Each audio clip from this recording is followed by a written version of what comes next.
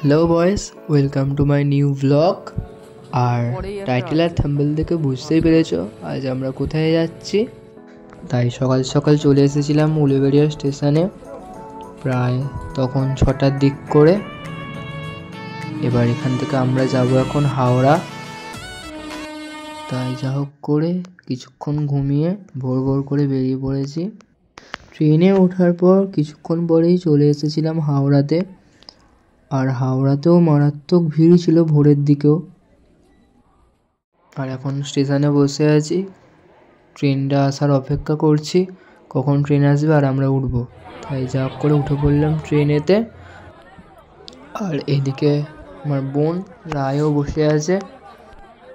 তার কিছুক্ষণ পরেই সকাল সকাল চা আর বিস্কুট নিয়ে বসে পড়েছিলাম।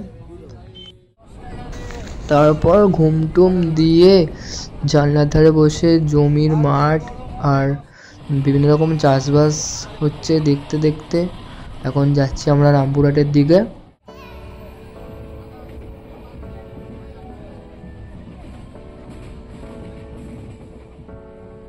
শেষমেশ পৌঁছালাম রামপুরহাটে। আর ভিড়টা দেখো গাইস, ভিড়টা দেখো, আমরা ছাড়াও প্রচুর লোক এসছে। এবার আমরা এখান থেকে যাব অটো স্ট্যান্ডে, সেখান থেকে গাড়ি ধরে আমরা হোটেলে যাব। আর তারাপীঠে যখনই আসি না কেন সারা বছরই ভিড়ভাড়টা থাকে।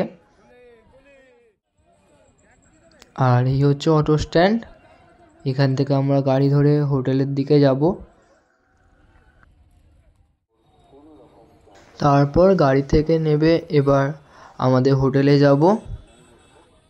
আর আমাদের হোটেল সামনাসামনিই ছিল, কারণ বেশি দূরে আমরা যাইনি, সামনাসামনিতেই ছিলাম। তারপর হোটেল থেকে ফ্রেশ ট্রেশ হয়ে এখন আমরা খেতে গিয়েছিলাম, মানে লাঞ্চ কমপ্লিট করতে গিয়েছিলাম। তারপরে কিছুটা দূরেই দেখি একজন পেয়ারা আর শসা শাকালু মাখছে, তাই সেখান থেকে আমরাও পেয়ারা নিয়ে নিয়েছিলাম। তারপর এটাকে মাখামাখি করার পর বাড়িতে চলে এসেছি। আর এইদিকে খাবার নিয়ে সবাই বসে পড়েছে, পেয়ারা টিয়ারা সবাই মিলে খেতে বসে পড়েছে। তারপরে হালকা ঘুম দেওয়ার পর এখন আমরা যাব মন্দিরের দিকে। আর আজকে আমরা পুজো দেবো না, পুজো দেবো কালকে, কারণ কালকে বৃহস্পতিবার, কালকে পুজো দেবো। আর আমরা প্রতি বছরে একবার হলেও তারাপীঠে আসি। আর আগের বছরে মানে 2024-এ আমাদের আসা হয়নি, সেই জন্যই এবার একটু তাড়াতাড়ি চলে এসেছি। আর তারাপীঠে আসা মানে বিভিন্ন রকম দোকান, চারিদিকে দোকানে ঘেরা। একদিকে প্যারা, একদিকে বিভিন্ন রকম খেলনার দোকান, ল্যাংচার দোকান, আরও বিভিন্ন সব দোকানপাটি আছে এখানে। আর এখন আমরা এসেছি আমাদের ডালার দোকানে, যেখান থেকে আমরা কালকে সকালে ডালা নেবো। কথাবার্তা বলার পর এখন আমরা যাব মন্দিরে মায়ের আরতি দেখতে। এরপর যাব আমরা মন্দিরে ঢুকলাম।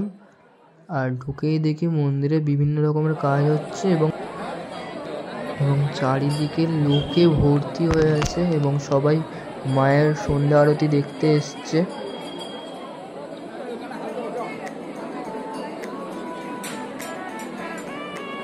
তারপর আমাদের কপালটা এত ভালো ছিল যে আমরা মায়ের প্রসাদ পেয়ে গিয়েছিলাম। তারপরে যা করে সন্ধ্যা আরতিটা দেখার সময় মায়ের মুখটা কিছুক্ষণের জন্য দেখতে পেলাম।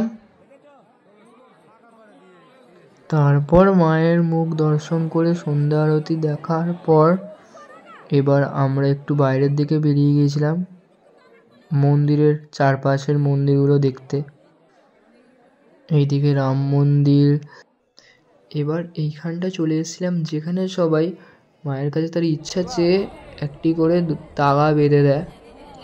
আর এইখানে সব বিভিন্ন রকম গণেশ মন্দির, বামাখ্যাপার মন্দির, আরও সব বিভিন্ন রকম মন্দির ছিল। আর এই হচ্ছে বামাখ্যাপার মন্দির। আর আমরা তো কাল সকালে পুজো দেবো, কিন্তু এখন সন্ধেবেলায় তো জোরদার ভিড় ছিল, মারাত্মক লেভেলের একটা ভিড় ছিল। সেটা দেখে আমরা ভাবলাম না, কাল সকালে নয়, কাল দুপুরেই পুজো দেবো। আর এই সেই পুকুরটা, পুরাণ মতে জানা গিয়েছিল যে কেউ একজন এই পুকুরে একটা মরা মাছ ছেড়ে দিয়েছিল এবং সেই মরা মাছটি আবার জীবিত হয়ে গিয়েছিল। এখন আমরা মন্দির থেকে বেরিয়ে গেছি। এবার মন্দির থেকে আমরা এখন যাব শ্মশানের দিকে।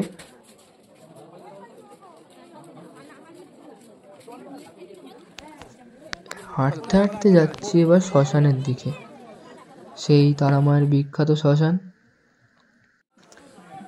আর শ্মশানের প্রথমে আমরা চলে গিয়েছিলাম এই দ্বারকা নদী দেখতে। তারাপীঠে দ্বারকা নদী নিয়ে অনেক ইতিহাস রয়েছে, সেই দ্বারকা নদীটাকেই দেখতে গিয়েছিলাম। দ্বারকা নদী দেখার পর আমরা এবার চলে এসেছিলাম একটা দোকানে, যেখানে বিভিন্ন রকমের কঙ্কাল এবং সাধুর বিভিন্ন রকম জিনিস ছিল। তারপর কিছুটা এগিয়ে এখন আমরা যাচ্ছি শ্মশানের দিকে। আর এখন তারাপীঠের যে আসল শ্মশানটা ছিল সেইটা বন্ধ করে দেওয়া হয়েছে এবং এখন আর সেই শ্মশানে পোড়ানো হয় না, এখন ইলেকট্রিক চুল্লিতেই পোড়ানো হয়। আর এই হচ্ছে তারাপীঠের সেই ঐতিহাসিক শ্মশানটা, আর এই দিকেরটা হচ্ছে ইলেকট্রিক চুল্লি। বর্তমানে এটাই এখন ব্যবহার করা হয়, আগের শ্মশানটি আর পোড়ানোর জন্য ব্যবহার করা হয় না। তারপর এই হচ্ছে শ্মশানের ওপরটা, আর এখানে আমরা পুজো দিয়ে দিয়েছিলাম। এরপর এখন আমরা যাচ্ছি সাধক বামাক্ষ্যাপার যে সমাধিটা সেইখানে। আর এইখানে বিভিন্ন রকমের মন্দির আছে বামাক্ষ্যাপার, আরও বিভিন্ন সাধকের পুরানো মন্দির আছে সেটা দেখতে। আর এইটা হচ্ছে সেই সাধক বামাক্ষ্যাপার সমাধি নিয়ে যে মন্দিরটা তৈরি হয়েছে সেইটা।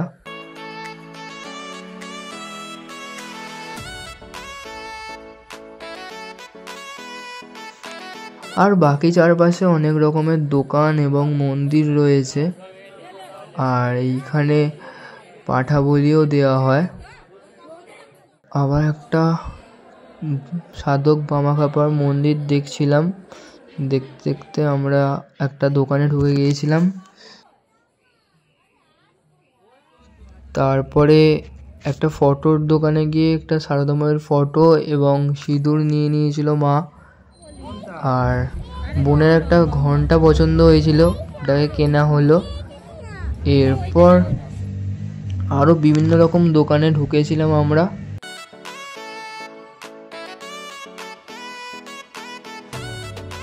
বিভিন্ন রকম কেনাকাটি করার পর আমরা চলে গিয়েছিলাম জামা কাপড়ের দোকানে আর ফুচকা খেতে। ফুচকা টুচকা খাওয়ার পর চলে এসছে এখন বাড়িতে আমাদের এই হচ্ছে আমাদের ডিনার। প্রথম দিন এতটাই রইল। দ্বিতীয় দিন শুরু হতে না হতেই নাচতে শুরু করে দিয়েছে আর আমার ঘুমটাকে পুরো জলাঞ্জলি করে দিয়েছে।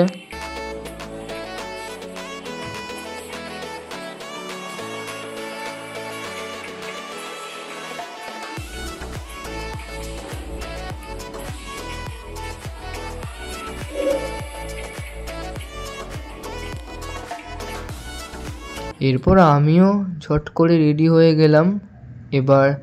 এখন আমরা যাব মন্দিরের দিকে। আর সকাল সকাল বুঝতেই পারছি মন্দিরের ভিড়টা কীরকম হবে। আর বলতে গেলে এখানে ঠান্ডার পরিমাণ খুব একটা বেশিও নয়, খুব একটা কমও নয়, মোটামুটি ঠান্ডা আছে। আর ওকে কোলে নিয়ে এখন মন্দিরের দিকে যাচ্ছি, জানি না মন্দিরে কীরকম কী হবে।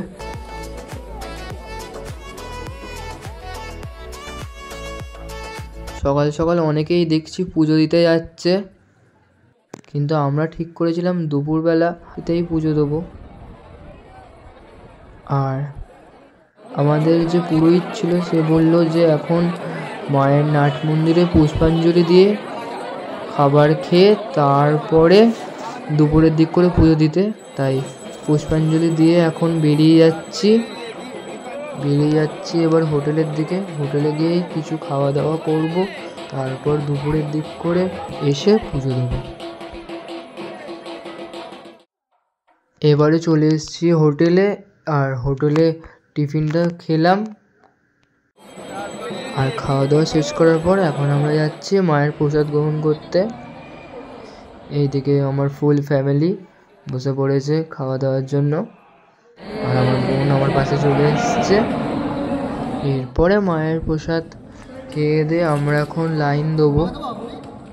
আর অনেকেই হয়তো বলবে যে খেয়ে দিয়ে পুজো দিচ্ছে, কিন্তু মায়ের কাছে খেয়ে দিয়েই পুজো দেওয়াটা নিয়ম, না খেয়ে মায়ের কাছে পুজো দেওয়াটা নিয়ম নয়। সেই জন্য পুরোহিতের কথা মতোই আমরা মায়ের ভোগ গ্রহণ করে এবার আমরা পুজো দিতে যাব। এরপরে এখন চলে এসেছি লাইন দেওয়ার জন্য, আর মোটামুটি ভিড় ছিল। আর এইদিকে সবাই মিলে দাঁড়িয়ে পড়েছি লাইন দিতে। আর সামনে খুব একটা ভিড় যে ছিল না এরকম নয়, ভিড় ছিল আর আমরা শেষ ছিলাম। কিন্তু যত সময় যাচ্ছে ভিড়টা বাড়তে শুরু করেছে। আর এই হচ্ছে আমাদের ডালা, আর ডালা নিয়ে আমরা এখন এগিয়ে যাচ্ছি। আর এবার মাকে দেখার সুযোগ পাবো আমরা সামনে থেকে।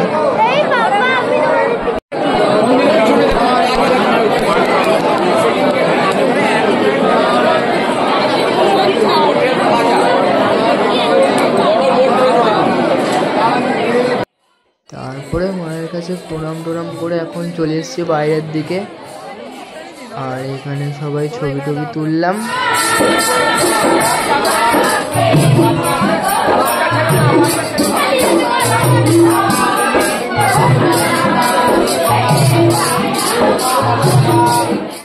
আর এরপরে চলে গিয়েছিলাম শিব মন্দিরে পুজো দিতে, আর বাবার মাথায় জল ঢাললাম সবাই মিলে।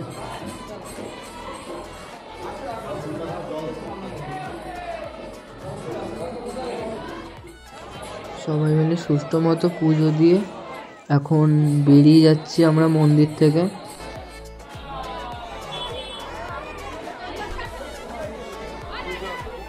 আর এখন সন্ধে হয়ে গেছে, সন্ধেবেলা বেরোচ্ছি আমরা কিছু কেনাকাটা করতে এবং মায়ের সন্ধ্যা আরতি দেখতে। আজকে আবার চলে এসেছি আমরা।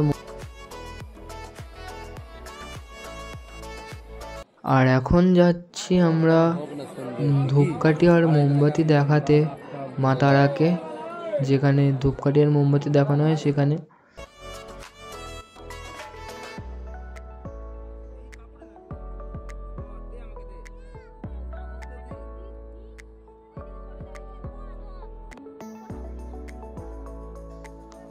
এরপর সবাই মিলে বেরিয়ে পড়লাম। এবার আজকেও মা কিছু কেনাকাটা করবে, বাবাও কিছু কেনাকাটা করবে, তাই আবার চলে এসেছিলাম অনেক সব দোকানে। ফটোর দোকানে এসেছিলাম, তারপরে বোনের জন্য একটা চুড়ি নিলাম, তারপর কটা পিতলের দোকানে ঢুকেছিলাম, কিন্তু দাম দর করতে করতে কিছু কেনা হয়নি এই দোকান থেকে। তারপর আবার একটা পিতলের দোকানে এসে এখান থেকে কিছু জিনিস কিনলো মা, আরও বিভিন্ন রকম খেলনা কিনলো, ব্যাগ কিনলো, আরও অনেক কিছু কিনলো। সব কিছুই কেনা হলো। এবার যাব প্যারার দোকানে প্যারা কিনতে। আর তারাপীঠের বিখ্যাত প্যারা হচ্ছে কাকাতুয়ার প্যারা, আর এই দিকে হচ্ছে এই কাকাতুয়া।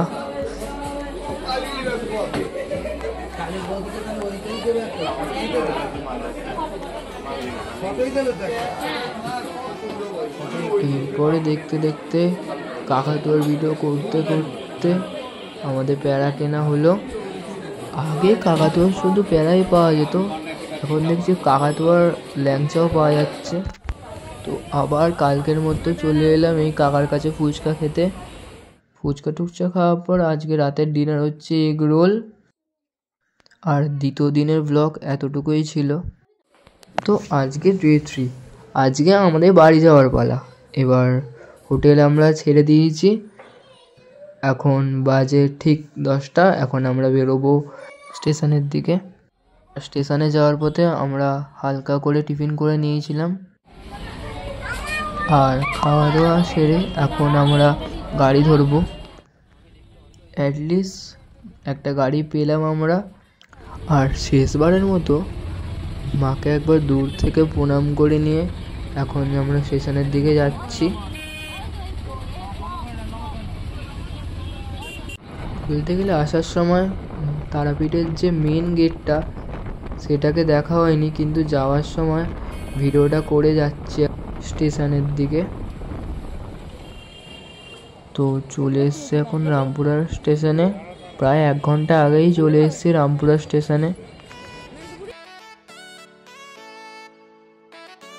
প্রায় আধ ঘন্টা ধরে ট্রেনের অপেক্ষায় বসে আছি, এখনও 15 মিনিট বাকি ট্রেন আসতে। আর সবাই একে একে স্টেশনে জমায়েত হচ্ছে বাড়ি ফেরার জন্য। আর বলতে গেলে আমি বসেছিলাম স্লিপারে বসতে গিয়ে আমাকে যেতে হয়েছিল, কারণ নিচে বসার সিট ছিল না। তাই যা হোক করে স্লিপারে শুয়ে শুয়ে নিচের ভিউ আর গ্যাঞ্জাম দেখতে দেখতেই আমাকে যেতে হবে হাওড়া পর্যন্ত।